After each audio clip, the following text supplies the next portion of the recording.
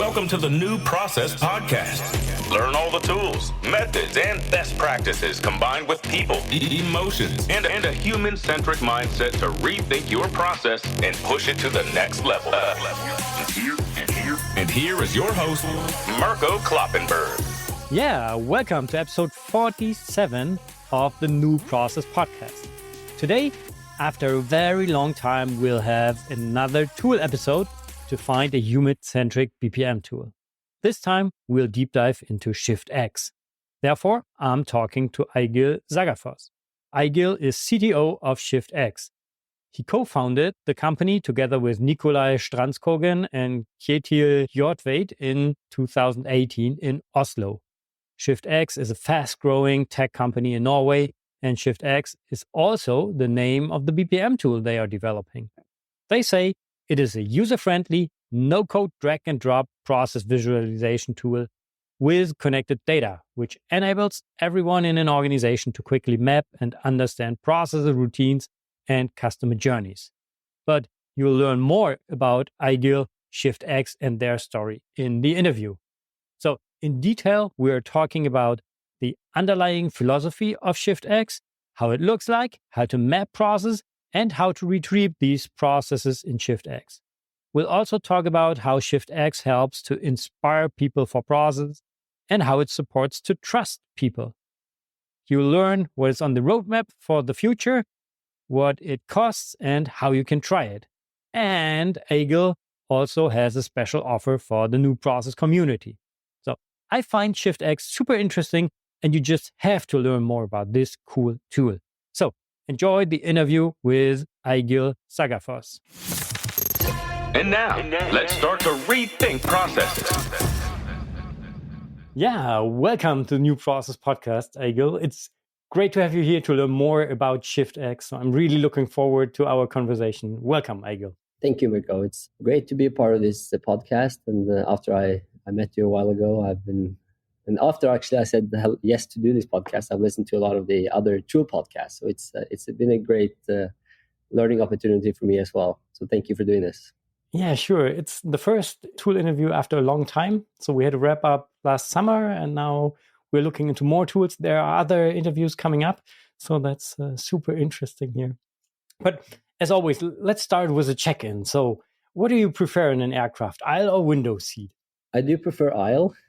I've thought, why don't you have a middle seat as an option? But it seems. Have you ever been asked when you checked into the flight if you want to have a middle seat? Or I only know this standard question. Would you? If you have the 5-seat row, I like the number 3, the middle seat of the flight. Okay.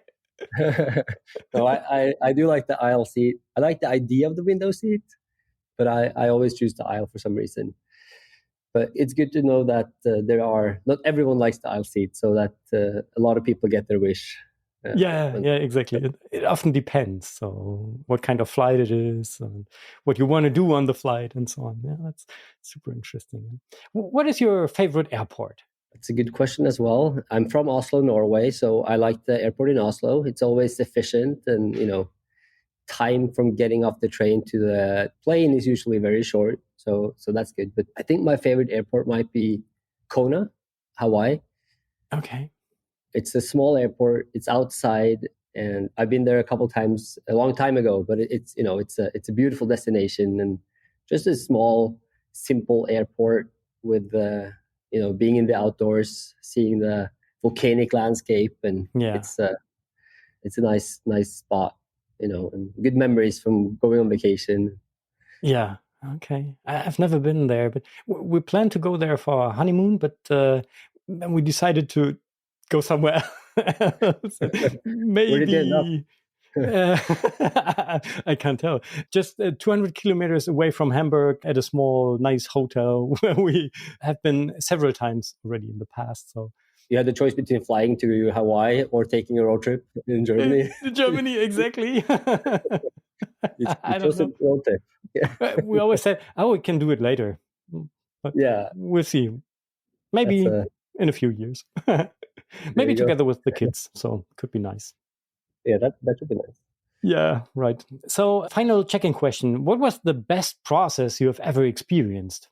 Yeah, also a good question. It's been fun listening to the answers of your other guests. I have two maybe. One is just like, and I didn't think about it before I heard it on the TED Talk.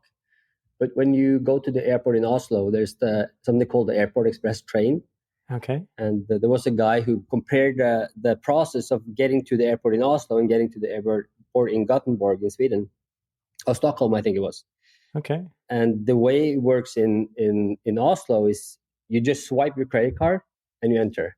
So it's just so easy, so fast. You don't think about it. It's just swipe, enter, and then you swipe to get out, and then you can find your receipt later.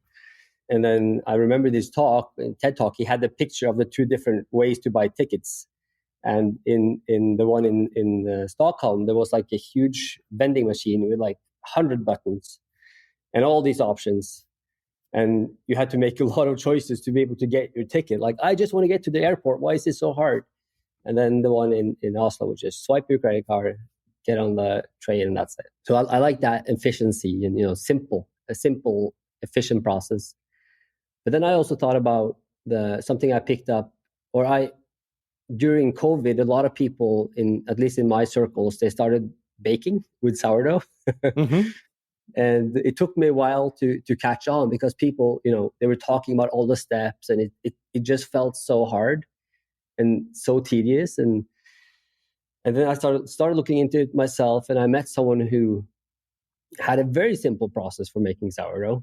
So I finally started, and then I tweaked it myself. So now it's like I've gotten down to, yes, it takes time in total, but each step is so fast. So I probably like 5 minutes total is the time I actually spend making the bread. And I think I like it's the contrast between something taking a lot of time and where you just have to wait for it to turn out good. Mm-hmm. But then also being able to tweak it and make it efficient and kind of see the small variations. And, so that's a process I enjoy for sure. Yeah. Okay. Now I'm really curious. How would you describe your relationship to processes? I'm a curious person. Now being in the BPM space, I kind of maybe fell into it a little bit. But I've always been curious and always wanted to understand how things work. So I've always, thought about process, and, I like things to be efficient. I like to challenge myself to make things more efficient. And just through asking questions, and that throughout my life eventually led to me and my co-founder starting ShiftX 6 years ago. Just because, not being the combination of being curious and not letting yourself be satisfied with this, with the current situation. And hey, we want to make things better. We want to make things more efficient. And it's not just about time. It's not just about making things more efficient, because that could sacrifice other things. So it's about finding the balance between different problems, different criteria, and trying to make that as enjoyable and for everyone involved. And and just the idea of making, always improving is something I like. So it's, I think I've always been fascinated about process, even before I knew process was, a term that people nerded out on. Yeah. What we're doing now. I guess that's part of it, how I got into it. Okay. Yeah, that's interesting. Cool. And how did you end up in process? What was, I think it was in my first internship. I did a study in cooperation with a company, which is a program here quite special in the southern part of Germany, or at least it was 20 years ago. Now it's also often applied in other areas, but it was in Baden-Württemberg that time. And I was working for Lufthansa Cargo and studying in Mannheim. And I had an internship at Lufthansa Cargo. And this was in a project where they developed a claims and complaints process. So whenever you have cargo shipped to somewhere and it's damaged, as soon as you receive it, then you can open a request to get money back and so on. And they were talking a lot about processes, and I was just in the middle of this discussion, and I was asked to map a specific part of the process, and I did that more or less intuitively without thinking about that in PowerPoint, and draw some boxes and arrows in between. And so I never really realized, oh, now I'm working on processes. It just happened. There was no lecture on process management that time, only one about organizational development, where we draw some boxes for org charts, and that's it, but no process management lectures at all. And yeah, so step by step, I got more and more into that topic, and I ended up where I'm today, full-time process nerd. Yeah. I like that you didn't think you were working on process. That's a good statement, I guess, and probably why some people say we don't do process, we don't have processes, but they do. Everywhere. Yeah, definitely. Everyone has. Yeah, that's true. So then you founded the company ShiftX, and what is the underlying philosophy of the tool? Yeah, so I guess it's how philosophical do you want to get? Quite open. So I think when we started ShiftX, it's a culmination of life and journey, and getting to that point, and especially me and my one co-founder Nikolai, who had been working on a lot of customer journey improvements at the consultancy, just coming together and seeing the one part is just seeing the joy of people getting together and seeing the common picture and what happens in those discussions when you actually have that visual common understanding. And I remember doing workshops with him where you could have people, we found ourselves in these situations before we started ShiftX, when we were consultants helping with usually customer facing processes. And you would have different people coming from a company, and maybe you had like 5 or 10 different department heads suddenly in the same room, people that should be talking together normally, but in the business of life, and it didn't happen frequently enough. And then here we are, 2 kind of young guys who are supposed to be specialists in process, which I guess in one way we were, but in another part, it's just about getting people together. So we were just the facilitators, right? And then you see this, you just help them. Let's just lay it out on the whiteboard, and that's how we worked at the time. Let's just get the process up there, and then in some cases you would have people who could have been you had people that had grudges against each other. They hadn't been able to see the same picture. They were fighting or at least not the best friends. Suddenly they would realize they saw each other. They saw each other's pain. They saw each other's problems, and they got away from that competition into, okay, how can we solve this together? So it's just that seeing that. And also when we were doing this, we were looking for tools. We were looking for ways, hey, how could we do this digitally? Because there should be other ways than whiteboard and then working in Illustrator or some other tool softwares to make a beautiful printout. And honestly, we didn't find anything, because so this is 6-7 years ago, we didn't find anything that was all the specialist tools.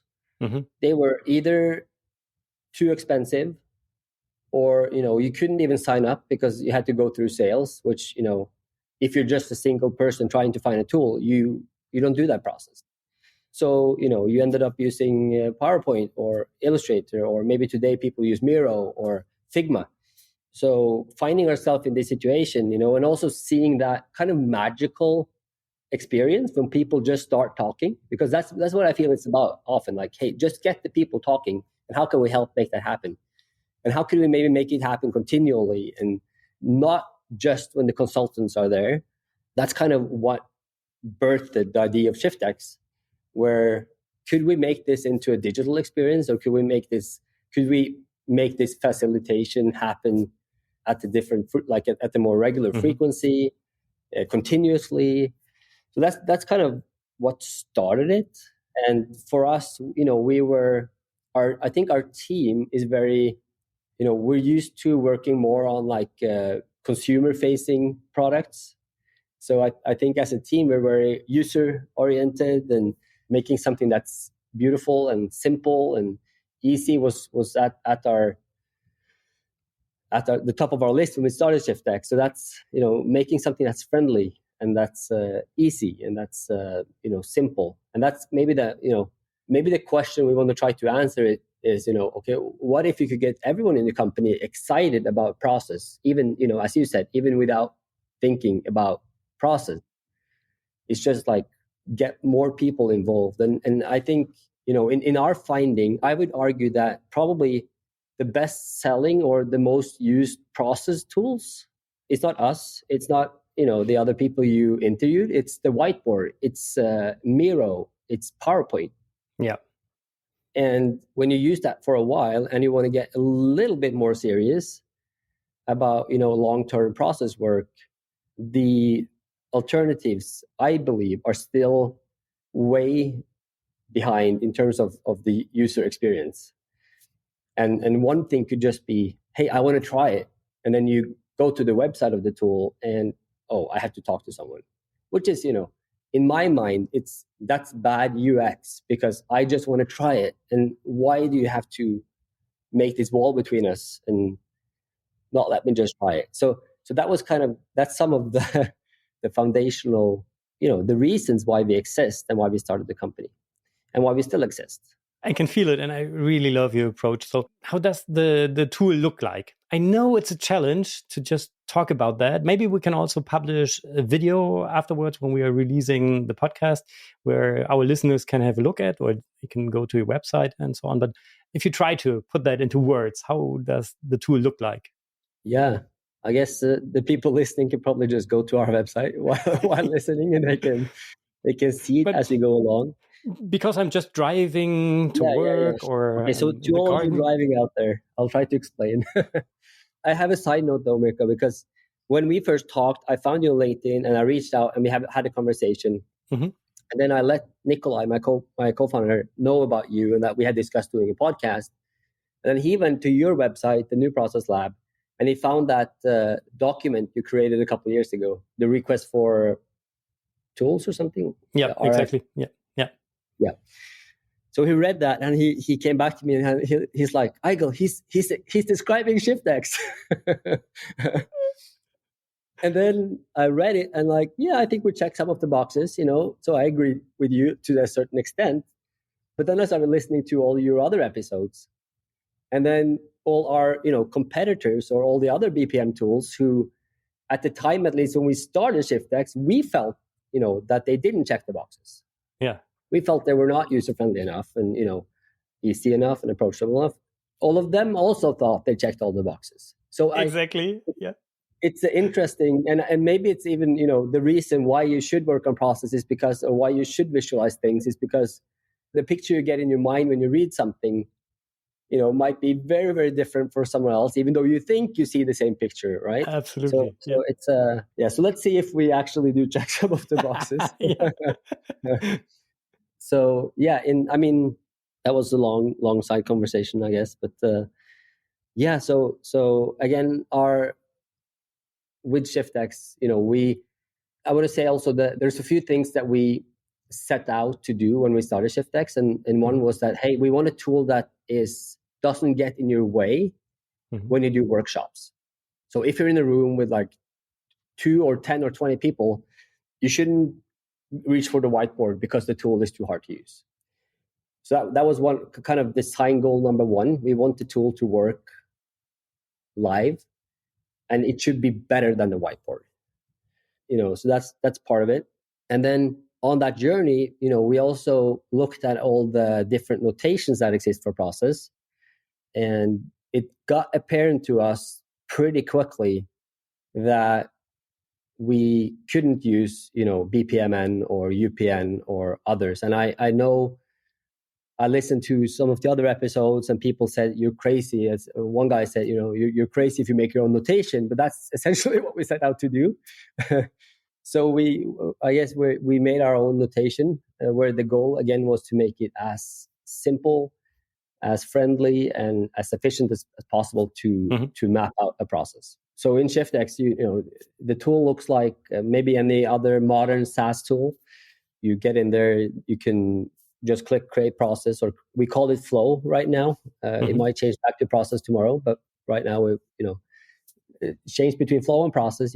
You create a new process, and then you get a line with a plus, and you press the plus, and then you add either a step, which in BPMN would be an action, or a split, which would be a gateway, essentially. So those are your two options. And then you write the story. So when you add a step, you start writing the narrative. So like who does what, it could be user fills out form. And then we have a concept that we call actors, which is, the who's and the what's of the process, systems, roles, departments, anything that is part of the process could be an actor. And you could use the act key on your keyboard while you write to include those into the step. And then that will be visually presented as part of the actual step in the process. So you have a line, you add the steps, you add decision points. And I don't know if I can describe it any better than that, but that's the gist of it. And then it's easy to drag and drop. You never draw a line in ShiftX. The line is there, and then you fill in the steps, and you can drag things around to reorder, and you can also do one more thing, and that's to connect processes together. So that's kind of the last. You have step, you have split, and then you have what we call references, which is links to other processes. So you could have you could have processes that are deeply nested, and then you could navigate those connections later. Okay. And you can also expand and collapse, and you can open up and those in the UI. Okay. So basically you have several flows or processes in the system. Is there also something like a process map to get an overview, or how do I get, as the process architect, an overview on what we're working on? Yes, that's a great question as well. So what our customers do right now to get more of the overview map is to create one process where they reference all the others. So you could have like a value stream map, where you have maybe 3 or 4 or 5 processes, and then you just add them as 5 icons, and then you could open them up to see the details and the complexities, or to navigate through them. We are exploring ways where we could generate the process maps based on the actual data, because that's another thing that at least differentiates us to some tools, and to at least if you go to Miro and other drawing tools, is that everything is data. So it's a structured format, and we always look for ways to kind of pull out as much value as possible from the data that's in the process. And analytics is one, and you can look at times, durations, probabilities. There's some other options as well you can do, but we're also looking at ways where we could automatically generate the process map and the hierarchy of your processes based on the information. Yeah, that's interesting. My former boss would be very happy to have a feature like that. That's what he was always talking about in the past.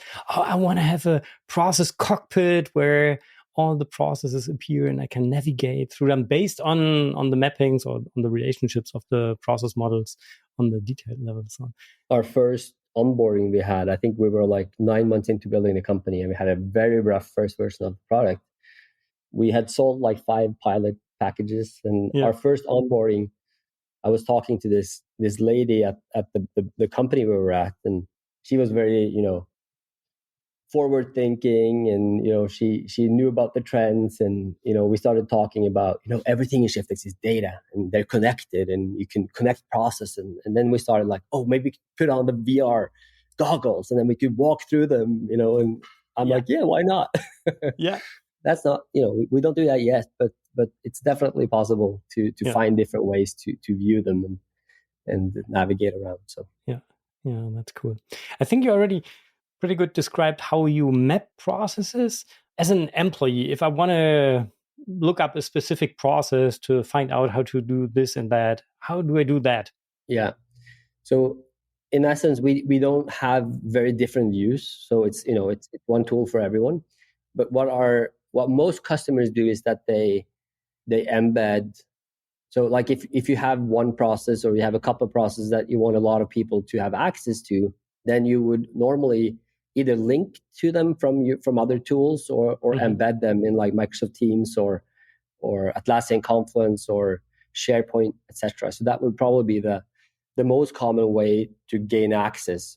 But once you're in the tool, there's a list of all the processes. You can filter them by tags. You can filter them by owner, what person owns them, what actors are involved. You can see the calculated duration and sort by that. So there's a lot of ways to kind of filter them. And then we also have like a search function where you can search through anything in the system. So there are several ways to access it. But I would say the most common for people still is to embed the specific processes in other tools they have. Okay, cool. That's interesting. Perfect. And I'm doing a lot of research on how to rethink processes, how to get to a more human-centric approach. And there are these new process principles. And I would love to know how ShiftX supports to inspire people for excellent processes. Yeah, and that's probably why we're why we exist. Again, the way I read it, it's like, oh, that's why we exist. Everyone's the same, so that's good. It's there's a lot of fun stories behind all the different tools, and a lot of there's a lot of like good. I feel there's a lot of very good intent, and like, hey, we really want to help people talk and collaborate and such, and the same for ShiftX. I would say we've seen something that really inspires me is when people who have never thought they work with process or never. Some people, when they hear the word process, they get a little bit nauseous and like, oh, because maybe they have experiences where they're reading a very complex process map and they have to pretend to understand it to not look foolish in a team or something. Like there's lots of different experiences with process, and with ShiftX, I at least feel we're challenging that because we're really about how can we make process as friendly and as easy as possible. And that means involving people, and we've spent a lot of time asking questions like, hey, how can we make this button seem not scary? How can we, because a lot of some tools, you get the feeling that this is super serious, like you're afraid to make changes because you're afraid what will happen. So we've spent a lot of time trying to take away as many of those obstacles as possible. Also, you have process mining, and sometimes we say, if people ask us, so what's the difference between ShiftX and process mining? We say that ShiftX is about, it might be a wrong way to put it, but like mining the information of the employees. Because I still believe, even in our day and age with AI and everything happening, I still believe that the most important part of a business is the employees, the people. At least if you give them a chance, if you give them the tools they need, and to do a good job. And that's something that we really strive for ShiftX to be a tool for everyone. And I was a software developer for a while before I started ShiftX, and in the software world, you will hear that Jira is the go-to management tool for doing software, but it's a tool made for the project managers. So most software engineers and developers, they don't like Jira because it's not tailored for them. I remember going into Jira, I had to prepare myself because it was so hard. It was so slow. It took so long. Like I had to do so many clicks to do this one. I'm just going to close the task. And I was like, where do I start? So there are, you have Trello and Linear, and there are other tools that are way more easy to use. And that's the same we feel with ShiftX. Hey, the tool should be easy for the people. You shouldn't have to go to training to start using it. And I might give you long answers and go off topic here, but I feel that's a question where it's really at the heart of why do we breathe? Why do we spend time nerding out on this button and making things simple? So I feel, and we hear also from the feedback we get that it is, people say, oh, this is fun. I thought it was going to be how can we make process work fun, and how can you remove all the barriers? So, and I would say we're at, we would argue that we're hopefully the easiest and fastest process modeling tool out there, but we're still trying to make it even better and take away as much friction as possible from it. So yeah, that's so important. So thank you for your thoughts on that. And another question regarding the principles. Another principle is to trust the people working in and on the process. So, for example, to take out control steps out of the processes, to provide the information they need. So how does ShiftX support this to trust the people? Yeah, I love that question because, we also with ShiftX, we decided to have a, open by default approach where we believe that for people to do a good job, they need access to information. And some systems are closed by default. So to get access, you have to be granted access. But ShiftX is open by default. So you can make a process private if you want to. But, as a default, we want it to be open. And then also really just enabling, this might not be true in every culture, but at least in the Scandinavian culture, I think, there's a high trust in general and there's a high trust in business. And at least I know myself that I thrive when I'm granted trust and autonomy in a business, and I get frustrated and I feel, less productive if it's hard to get access to information, if I have to do a lot of hoops to get, basic things done. So yeah, I mean, it's a good question. And again, I maybe answered some of it in the previous question as well. But also I remember these times where we saw repeatedly where before starting ShiftX, we met leaders and mid-level managers who were in essence process owners, and we could ask them, hey, okay, can you show me your process? Do you have it written down or do you have it visualized somewhere? And like, yeah, sure. And they pull up a PDF made by some consultant 4 years ago or something like that, and then kind of proudly presented to us and like, oh, cool, okay, now could you explain it to me? And they were like,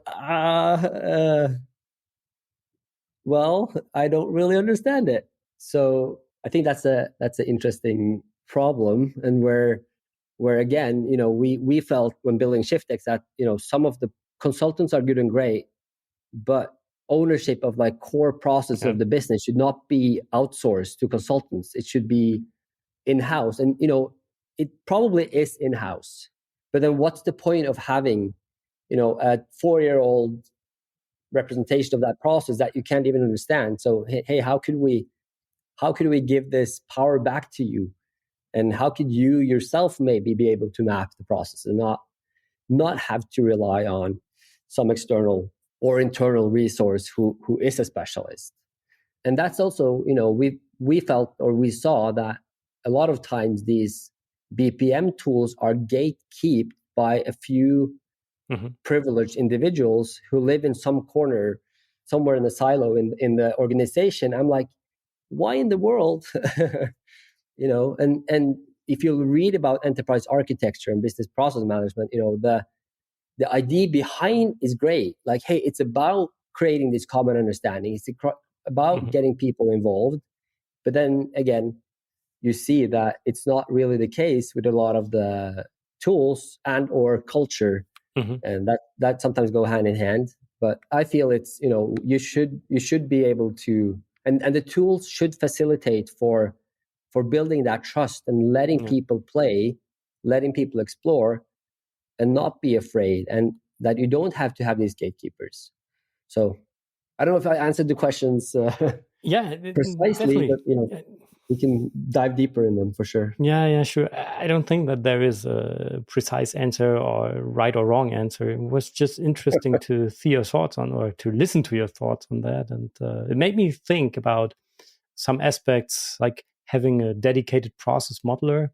Is there a specific role that is allowed to map the processes, or can all users edit the processes? Yeah, in ShiftX, as long as you have, the basic user access role, anyone can create a process. Okay. Yeah. You can also just sign up and make a private account and, play around as well. If you don't want to, work in the organization's workspace, you can create your own workspace and play around with the tool there. But definitely, it's for anyone to take part of it. Yeah, and then there is like we have version history, so you will always see the changes. So everything that is done is recorded. So you can always go back and let the person who did the mistake know if needed to, or just clean it up later. But that playfulness is definitely something that I think is important, and for the tool not to be scary, and for beginners as well to learn it quickly. Yeah. We had another workshop we did a while back with a government institution back in Norway. I think we had set up like a 2 or 3 hour workshop with a group of 4 or 5 people, and we heard that one of the people coming were a little bit reluctant. This was a Wednesday, because they had to finish a process model by Friday in Visio. But then, she was told by her boss that she was to attend the workshop in ShiftX, and maybe the first hour is just, talking and chatting and pleasantries and, introductions. And then everyone is given access to the tool. And this woman, she was able to finish the job that she had set aside 3 days to do in Visio. She was able to do it in less than 2 hours in ShiftX, having never touched it before. Yeah. That's cool. A lot of good impulses to think about, or to rethink the approach traditional BPM tools are working, and that's super interesting. So I would even challenge the whole BPM community, and until like Miro, PowerPoint, Excel, and Figma and the others are not the obvious process tools for most people, then we as a community have not succeeded. Yeah. So I think that's the mission we're on. Like, hey, there should be something better, something easier. That's the go-to solution, or probably going to be many. Yeah, I love this approach, and we could talk about that for hours, but let's focus on the tool. So is there anything else in terms of rethinking processes? And you gave a lot of good examples already, but did we miss anything? Is there anything else you would like to share with our listeners with regards to the tool that they should know before we go further into the future? And so on? I mean, like, test it out, and we love feedback. We're very we love talking to our users, and we developed a tool based on the feedback that people give. So, and then at least now you've kind of heard our why, and why we exist. So if that is something that speaks to others, then feel free to try it, and know that you can come alongside us and talk to us and bring your feedback. And there's definitely more parts of the tool that we haven't discussed, for sure. Yeah. But I think we've got the gist of it. Okay, perfect. And let's have a look into the future. So in general, what trends do you see in the BPM tool market for the upcoming years? What trends do I see? I did hear the study, or the what do you call it? You did at New Year's, the looking forward to BPM Topics 2024 survey. Yeah. I was happy to hear that a lot of people are looking for and wanting to find ways to involve more people and make it easier, and that's what we're all about. And of course, there's the AI hype going on, which is, probably both real, and there's hype aspects to it, which means that, everyone is scrambling to add some AI spice to their life and tool and business and organization. So that's happening everywhere, and we're also looking at a couple options there. And maybe by the time even this is, I don't know when you're airing this episode, but we are close to getting our first AI feature in ShiftX as well, where you can, as a way to get started quickly, just enter a prompt and you'll get a template in ShiftX. So that's something that we're doing. And I did hear, I think it was both two of the tools that you talked to, where they described the tool more as a digital twin than process management tool. And I think that really speaks to, where we want to take our tool as well. I don't use that. I don't feel we live entirely up to being a digital twin yet. But I like the idea of, moving from business process management to more like, hey, how can we visualize the business? How can we make the organization tangible in a digital model where we can look at it from different angles? Like, me as a person, I have these roles. I can look at the universe. I can look at the organization from this perspective. And if you put on VR glasses or just look on the screen, that's not the point. But really making that highly personal touch is something that I think is important, and I hope both us and others will continue on. And of course, as I think as consumers, we're getting used to very user-friendly and tailored services. And if that being Spotify, which, they know your listening habits and they tailor it to you. So I think the business apps and the business tools are usually lagging, but it's coming, and I think that's something that will differentiate the different tools if we're not keeping up to the changing scenery. Yeah, that's good to hear. Yeah, and more specific, what is on your roadmap for ShiftX?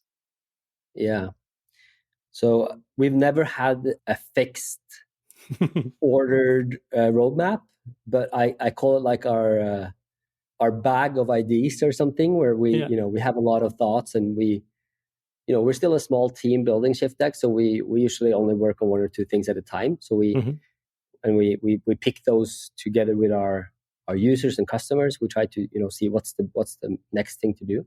Before us specifically, more integrations is definitely the one thing we're looking at, making the tool accessible, in whatever space you're in, and we're looking at better Teams integration and better Confluence, Atlassian, SharePoint. We have a lot of ideas where we see that happening. We also have a beta that we're releasing, our second beta very soon, called ShiftX Run. It's something that we've discussed it like since we started ShiftX, and we've always, when designing our notation, I guess, and the tool, we've always said that the underlying data structure and the visualization should make sense for people, and it should be runnable. And we finally decided to make a proof of concept in ShiftX where you can actually run the process and start it and assign the different tasks to users. So I think maybe a good comparison to what we're doing would be Process Street or process.st, which is like any process that has a lot of humans and where the handovers might be the biggest problem. That might be a good use case to try out ShiftX Run. That's something we're working on. We've also talked about more of a PowerPoint view where you would almost see the process as a slideshow, and you could step through it. So we have a lot of these ideas, and I'm always happy to talk about them. And we're not usually very secretive, so feel free to reach out as well if you want to talk about them to your listeners. And I think it's interesting with process, and there's so many different users who could benefit, and where today there's, like, if you talk to a service designer, they use Figma or Illustrator because they like the creative freedom. And then you talk to the IT people, and they use an enterprise architecture tool. And you have to find a very specific type of person to actually get into the BPM tool. So, you have all these different areas where, I think they should be tighter connected, and, customer journeys are processes, but why do you use other tools than the process tools, and why are they so different? Is there a way for us to kind of not have one tool to rule them all, but at least make them more, interconnected maybe, and at least broaden? I hope for the business process world that we could broaden our perspective a little bit, and, make it also usable for customer journeys and for more people. And one thing that we've looked at is also business analysts, where you want to look at the timings and the numbers and the costs, and we have some functionality in that regards, but we're also looking at more like simulations and ways to look at throughput and what would happen if we remove this one step. What would the outcome be? And we have a lot of the groundwork for that already. So that's also something we are interested in improving in ShiftX, and really tailoring the needs, and expanding more and more roles and more people that would actually benefit from being part of using the tool. Okay. So these are just some of the ideas that are on the horizon, and that we're kind of always evaluating which one do we pick next and work on. Yeah. That's super interesting to hear. So what do you think is the most important thing? What's the biggest pain that you see? For me, it's kind of the notation itself. So to have it as easy as possible. And I already played around with ShiftX, and I know how to map processes in your tool, and I like the approach. But we already discussed that I'm a big fan of swim lanes. So Yeah. as I learned, that's something you dismissed from the tool after you had it for a short time, right? Yeah, we played around with it in the beginning, and then we might add it back as a view. It's funny, like when we talk to people, and if we're in a sales call or something with ShiftX, some of the things they ask about, like, hey, can you import BPMN or Mm-hmm. export BPMN? And we're like, it's in our roadmap. it's Yeah. it's not something that we might do, but we never do something until we see the actual need. So we kind of, there's a lot in that bag, and there's a lot of ideas, but we never do them. And once customers have started using ShiftX, we've never heard the question again. Mm-hmm. Hey, could we export it and import it? And one might be that it's so quick to create the process that importing it is, and I don't know, it's. And then with swim lanes as well, that's something that we've talked to some people about, but then as they've started using ShiftX, we haven't heard the question come back. But if you become a frequent ShiftX user and you keep asking the question, then it might pop up from the bag, and that might be the next feature. So who knows? Yeah. But essentially, the reason why we didn't go that way, or why we kind of discarded the idea, at least for now, was that as you add more and more swim lanes, we weren't able to kind of find the easy way to make that check the other success criteria that we had for our tool. Yeah. So maybe we can find a way, but definitely as like a view layer, I think it would be very feasible to do it. Yeah, so that's something I'm super excited to do in the future, is just add different views, and different ways to view the same process. Mm-hmm. Oh, that's interesting, and maybe we can continue the discussion later on. But yeah, for today, so we learned about the tool, but what about the price? So what is the pricing model for the tool? Taking two different examples, I'm, for example, working with a company which has about 1,000 employees, and also another one, startup with 40 to 50 employees. What is the price there for them? Yeah, we have a pretty simple price structure, and you can see most of it on our website. And then, of course, as you grow, there's some volume discounts and so on. But if you're up to 50 users, it's €20 per user per month. Mm-hmm. And if you're up to 1,000, it's down to €12 per user per month. Mm-hmm. So that's the basic price. And then there's if you pay yearly, there's a 2-month discount, and so there's some options. And but that being said, our pricing has changed a couple of times already, and we know a lot of our competitors, they differentiate between read and edit users. So we're always discussing ways to make our pricing make sense for customers. But that's our current pricing model. So there is essentially, once you get to a volume, there's a tier where as you cross different thresholds, the price per user goes down. Yeah. Okay. So that's good to know. Yeah. And then we have the free forever. So, sign up, and there's a basic free forever package where with the limit of how many processes you can create. Yeah. Okay. I guess that's my plan at the moment where I'm in. Oh, cool. But so I know about the answer, but where can our listeners learn more about the tool? Where can they go to? Where can they test it? Can they test it? Do you have a special offer for our listeners? Yeah. So shiftx.com is our website. Go there, test it, just sign up and test it. We're also, we really want the friction to be low to test it. Mm-hmm. So that's something we're also trying to improve. And one thing that we want to get to is we're working on really isolating our process engine, or the modeling engine, to make it into our public website, so that you could take any process model, and then you can embed it on our website, and you can start playing with it right on the website. And then you can just import it into your workspace. So we're looking at ways to make that testing ShiftX even cool. funner and easier. And but right now you have to sign up, you have to log in and start creating your process. Yeah. And then we have a blog where we every once in a while post something, and you can always reach out to us. Our customers are usually very happy about our response on the support. So that's something we try to be available. And we have people now in different time zones, so we should be able to cover most of the people around the world looking to try it out. Yeah, that's very good. Cool. And I can just encourage Oh, our the offer. listeners to. Sorry. You asked for Yeah. the offer as well. Yeah. So I'll ask forgiveness from my co-founders afterwards. But if you reference this call and you buy ShiftX in 2024 with 20 or more users, we give you 12 months of half price. Wow, that's cool. Because That's a lot. it's because Mirko is such a friendly, nice guy. So you'll get the credit. That's great. Oh, that's perfect. Cool. Thank you for all these insights. Just to wrap it up, what is your key message to our listeners to rethink processes, just in general? Yeah, I think process should be easy and fun.